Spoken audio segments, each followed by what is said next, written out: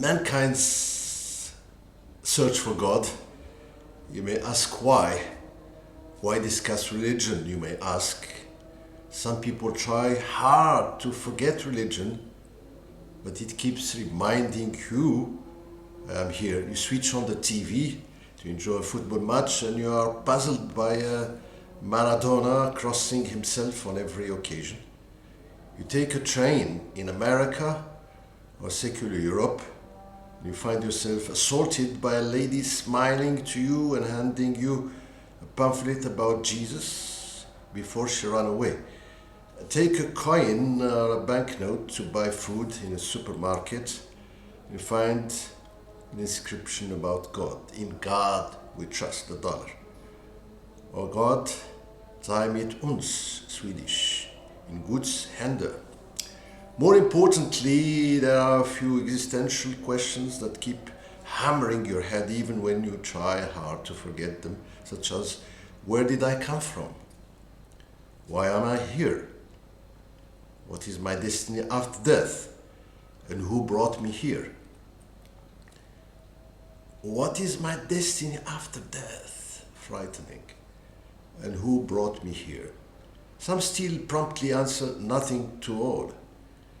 And those are the atheists, most of famous of which are French Voltaire, German Nietzsche, and Karl Marx. So atheism. If you consider Voltaire, as we said, he discussed metaphysical questions, and then he said, oh, this is good, but let us cultivons notre jardin. That is focus on this material life. The famous Nietzsche had this daring statement, God is dead. But signed Nietzsche, but in an American school, has put this on the front door because they wanted to be secular, atheistic philosophy education.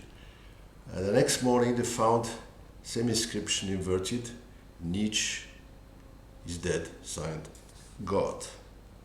Okay, all know about Karl Marx, who says religion is the opium of the people, or what Malcolm X used to say, the pie in the sky, while the bourgeoisie are enjoying their material life here.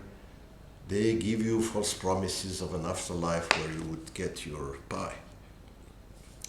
Now the belief, or the believers or theists, the VIPs, are immersed in religion and defend it above all, such as Russian Solzhenitsyn, French Roger Garaudy, Boris Bucaille. Solzhenitsyn is a Russian writer, Nobel Prize winner in literature in 1970, and a Soviet army commander. He was exiled to the US in the 70s, where he declared that if atheism is the policy of the USSR, the reality of the US. Now, French former communist philosopher Roger Garaudy stresses the necessity of reanalyzing the sense relations. He requires reposer la question du sens. On ne sépare jamais la science de la sagesse, c'est-à-dire l'étude des moyens de la recherche des fins.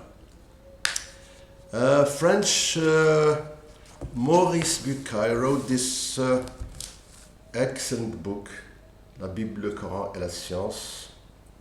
It's a very nice analysis of Christianity, Judaism, and Islam together or face to face with science, modern science. He's a scientist indeed. And now we have the agnostics. What is meant by agnosticism? Agnostics are those who are in between, who say, ich weiß nicht, I don't know. Atheism is a negative proposition which goes against the logical necessity of cause and effect of Aristotle's unmoved mover. Well, for Aristotle, the famous Greek philosopher, every moving has got a mover. The world is moving, therefore it has a mover that he called Theos, and from this the Spanish made Dios, and the French made Dieu, and then you have God and God, etc. Yeah, I still remember once in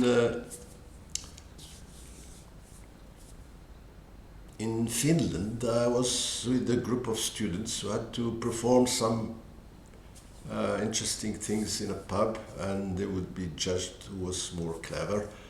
I took part on it, and I suggested to the people, you know, I come a few thousand miles from the south, and I think that we have something in common, although you may doubt it. You know, the name of God is very close. We call him Allah, and in the Finn language, you call him Jumala. Fun, isn't it? Thank you. Have a good Friday.